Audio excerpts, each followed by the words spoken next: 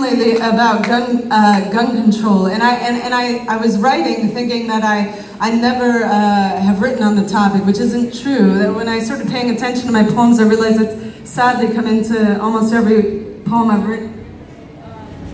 That last one and this next one. This next poem is, in all my years of writing, it's been the hardest poem for me to perform. I think maybe because the world is in changing in the direction that I would hope it would. I'm just gonna read.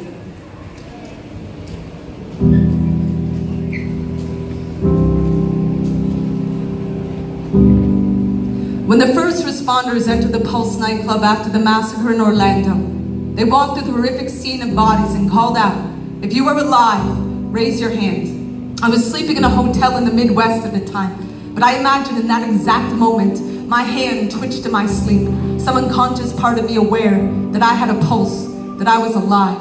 The next day I woke to the news that an assault rifle had fired 202 bullets through a gay bar on Latin night in one of the worst massacres in US history. A massacre of people who did not leave the dance floor when they heard gunshots because they thought they were just the beats of a song. Everyone around me spent that day grieving, and every tear tasted like someone's dance sweat drying in the morgue.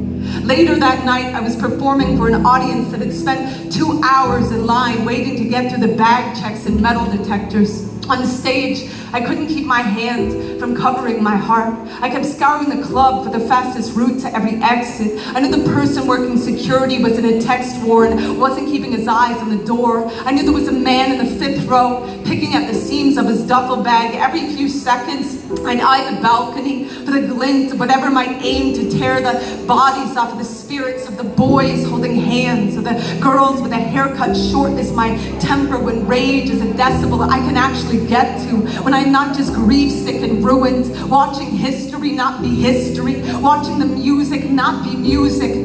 Knowing someone having the best night of her whole life said, "This is my favorite song," and then a rifle lifted over a bathroom stall and emptied a magazine into the kidneys of a grown man texting, "Mommy, I'm gonna die," his handprints and blood on the wall, reaching for people dying in the fetal position, people covered in their friends' blood, sobbing too hard to hide from their own deaths, people outside pushing bandanas into bullet wounds. It's true what they say about the gays being so fashionable. They're ghosts. They never go out of style. Even life, it's like funeral practice. Half of us already dead to our families before we die. Half of me still on my knees trying to crawl into the family photo. That night on stage, I kept remembering being 15 at Disney World, wearing my best friend's hoodie like it was my boyfriend's class ring. How many years it took me to just touch her face. How many years I spent praying my heart could play dead, till the threat was gone, till the world changed, till history was history. But history, it just keeps coming for the high, it keeps shooting up bodies, keeps drumming up reasons to have metal detectors and poetry readings with the poems.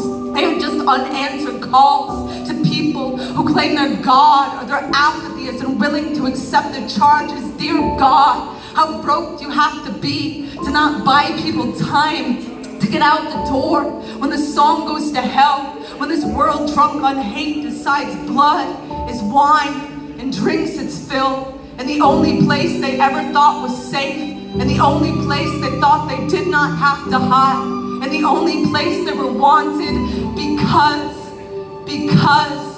of who they loved and how they loved and how they loved, till someone walked through their bodies and asked who was still alive, and hardly anyone put their hand up.